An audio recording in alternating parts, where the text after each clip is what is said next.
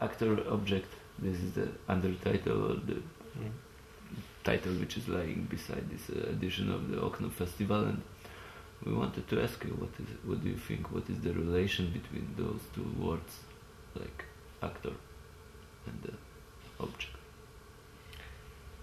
I think for us it's as we were invited for this festival and for this topic, it was like immediately was an interest. I was like, oh, that sounds good. That's a good topic. Actor, object. What is that? It's a relation between a human being or different human beings and objects, not things not being alive, which can be we talked about it before.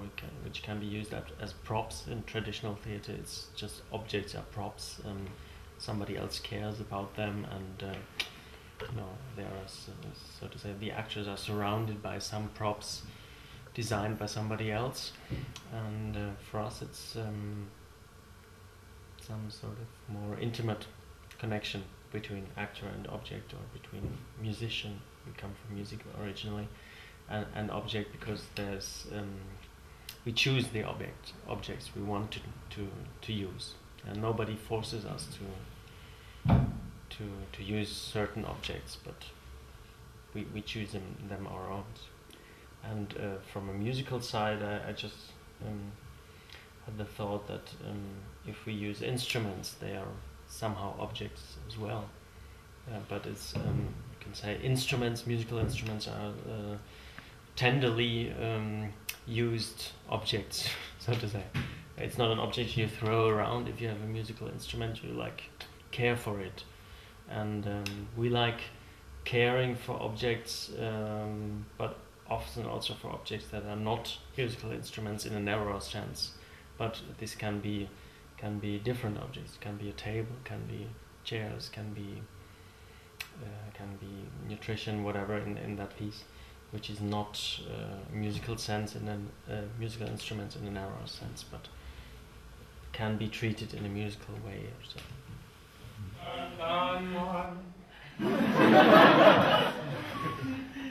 Oh Herr, Dank für diese Speise. Amen. Du betest immer so kurz!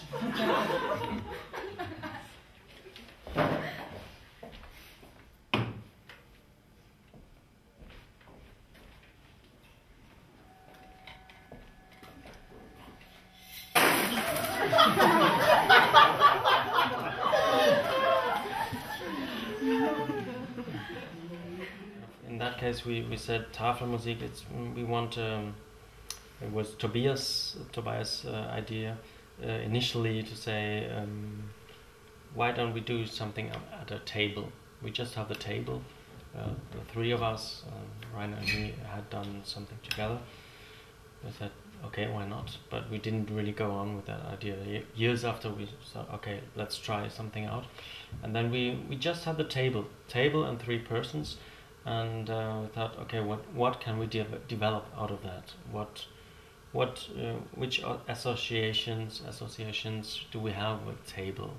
And things like family came up, and family is very strong. Eating, rituals, and sitting and the praying, or having lunch, breakfast, dinner, things like that came up. And eating, how can we do music with these things, and associations, and then we had a lot of ideas, developed things, and then we said, oh no, we want to reduce it. We don't want to have this and that and this and that, but we want to keep it simple, keep it elementary, so to say. Say what is important, and we said, okay, food is important, so we have some basic food, like noodles, like carbohydrates, like water, like eggs. Yeah, that's about it. The basics, and we reduced it to these. What can we do with it? Can you boil it? You can cook it. You can, do things like that, or use the noodles as objects. Spaghetti, dry spaghettis, and normally you don't use dry spaghettis. You cook them and you boil them, and then they are like that, and you try to get them into your mouth. But in that case, we said, oh no, it's fine to have these long noodles, and what can we do with it? And suddenly we came, so like, oh my god, just had this intuition, why not putting it into the hair of Rainer, who has this curly hair, like quite thick, and then suddenly it got stuck, and then we found out, oh yeah, there's something else is coming out of it, something Jesus figure, or yeah, and then Trouble Peter as well. With the childhood, it was an adventure, or travel. Yeah, some traveling into childhood as well, because yeah, this table and sitting at a table, always coming together, is very much related to family and being grown up and so on. And so we remembered the Struwwelpeter in German, and the most famous stories of it. And then we said, oh, that's also Struwwelpeter. So initially, at some point it's Jesus, but then if you take scissors and cut the noodles, and suddenly it's Struwwelpeter. So kind of looking for. Where's that? A friend of mine had said that in German it's geräumige Metaphern, like spacious metaphors, something like that. Like you have a metaphor, but it's not just a metaphor for one thing, but it's, a lot can be in it. I think somebody also, due to reception, some people think, oh, that's this, I see this, I see that, I see this, and so it's kind of open, and offers a variety of associations. So that's that was an aim with it, to find things like that, and to find a lot of life in the simplicity of things. Konrad. Ach, die Frau Mama. Ich gehe aus und du bleibst da. Sei hübsch, ordentlich und fromm, bis nach Hause ich wiederkomme. Und vor allem, Konrad, hör, lutsche mich am Daumen her. Günther Schneider mit das Pferd. Komm, sonst kannst du geschwind daher. Die Daumen. We want to make something across, or like speak about something or so, but it can't be the normal way. And so which ways of alienation again do we find, or what? Yeah, it's often comes out of improvisation for us. So we try out things, and yeah, Tobias is there very very imaginative, and it's like let's try a fork. We have a fork, and then suddenly in the mouth, and you like, how is it to speak with a fork in the mouth? And then you find out it looks like teeth, and it has an aggressive view to it. And the story about Konrad, about the thumb licker, yeah, and it's this pedagogical story about a child must not suck his thumb, otherwise it gets cut, and so on. And it's the mother's perspective there. With these teeth, it's like it has some aggressive power to it, and suddenly we found out, oh, it's a bit like a mask as well, without using a mask.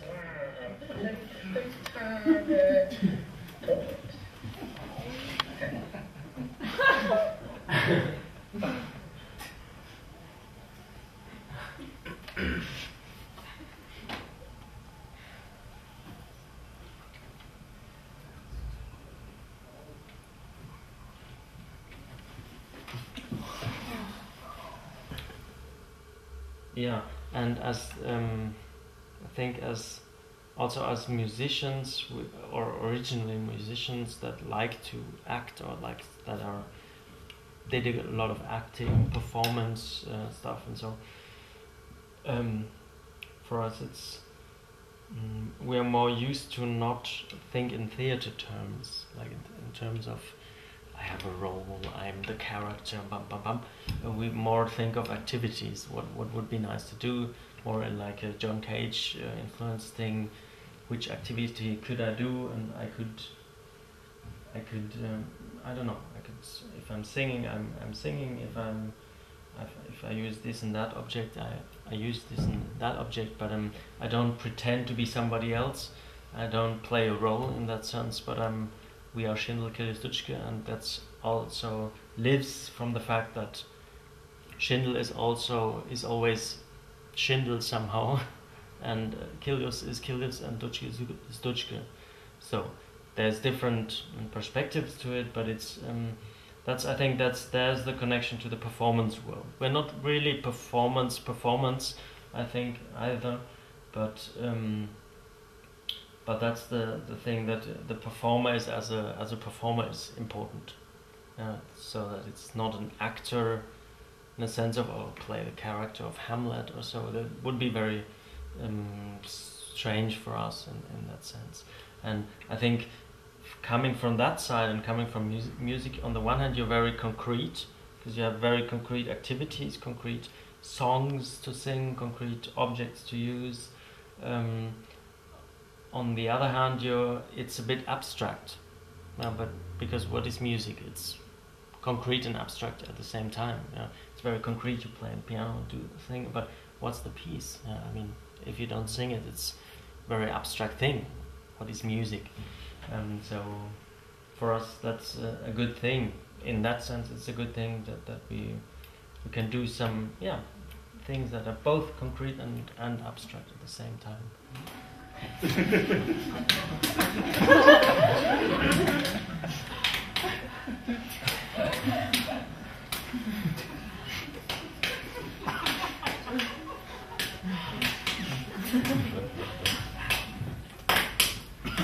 Ha ha ha.